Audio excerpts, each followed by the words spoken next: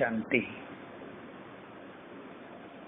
हमारे संपूर्ण ज्ञान का स्वरूप हमारे गुणों और हमारे कर्मों से दिखाई देता है।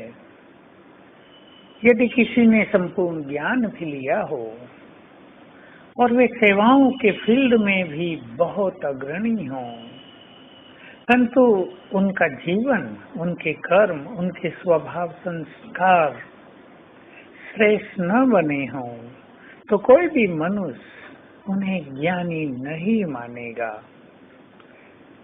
प्रसिद्ध है सत्यम शिवम सुंदरम, अर्थात जो सत्य है उसी से जीवन सुंदर बनता है और उसी से सबका कल्याण होता है। जिससे जीवन सुंदर न बना हो तो समझ लेना चाहिए कहीं ना कहीं असत्य है। जिससे जीवन में कल्याण न हुआ हो तो समझ लेना चाहिए हम संपूर्ण सत्य के मार्ग को फॉलो नहीं कर रहे हैं। तो हमें अपने ज्ञान का प्रत्यक्ष स्वरूप दिखाना है अपने श्रेष्ठ कर्मों से।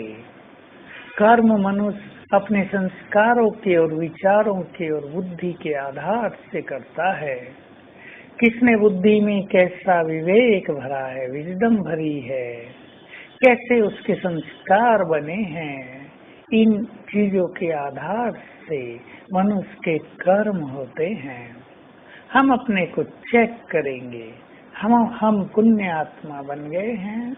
हमारे कर्म ऐसे तो नहीं जिसे देखकर लोग उंगली उठाते हों। क्या हमारे कर्म संपूर्ण सुखदायी हैं? क्या हमारे कर्म संपूर्ण परोपकार के लिए हैं? क्या हम ईमानदारी से संसार में जीते हैं या धन के लोभ से हम पाप कर्मों में प्रवृत्त रहते हैं? सबसे बड़ा पाप तो अपवित्रता ही है, जिसे भगवान ने कहा ये काम महाशत्रु है और सभी पापों का मूल भी है। जब आत्मा बहुत पवित्र बन जाती है तो उसकी भावनाएं, उसके बोल, उसकी दृष्टि, उसकी वृत्ति, उसके वाइब्रेशन सभी अति श्रेष्ठ हो जाते हैं। अर्थात उसका सूक्ष्म से सूक्ष्म कर्म भी प्रेरणा योग्य बन जाता है। तो हम चेक करेंगे आज कि हमसे कोई ऐसा कर्म तो नहीं होता जो बाबा की डिसर्विस कराता हो। हम कहीं क्रोधवश दूसरों को बुरा भला तो नहीं बोल देते, स्थिति तो नहीं बिगाड़ देते, कहीं वातावरण को भारी तो नहीं कर देते हैं, क्योंकि हमें देखने वाली हजारों लाखों करोड़ों आंखें हैं। हम अब अपने लिए नहीं जी रहे हैं, हम जी रहे हैं सारे संसार के लिए। संसार की आत्माएं हमें आदर्श मानती ही हैं, भले वे विरोध भी करते हों, वो ज्ञान को स्वीकार न करते हों, पर वे अंदर अवश्य समझते हैं कि इनका जीवन ही महान होना चाहिए, क्योंकि ये ईश्वरीय मार्ग पर चल रहे हैं।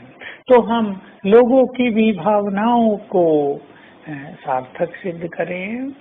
ऐसा न हो लोग हमें ऊंची दृष्टि से देखते हों और हम वैसी स्थिति में न हों तो लोग हमें ज्ञानी नहीं कहेंगे।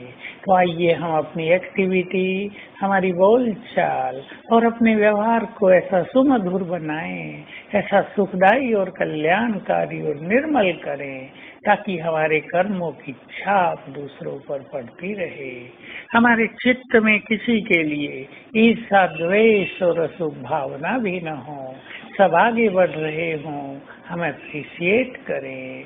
जो आगे नहीं बढ़ पा रहे हों उन्हें बढ़ाने का उमंग उत्साह दिलाएं, प्रेरणा दें, सिखाएं।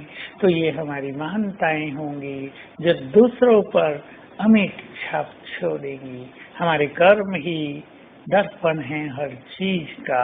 इस दर्पण को बिल्कुल स्वच्छ कर लें और इस दर्पण को इतना स्वच्छ कर लें कि लोग इसमें भगवान को देख सकें। तो आइए आज सारा दिन हम एक सुंदर अभ्यास करेंगे। हमारे एक तरफ ब्रह्मा माँ ऊपर देखेंगे, उनके मस्तक से शीतल किरणें निकल कर मुझ पर पड़ रही हैं।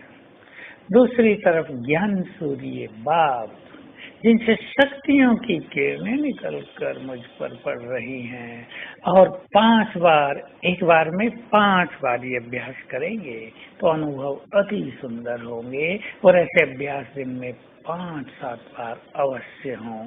ओम शांति।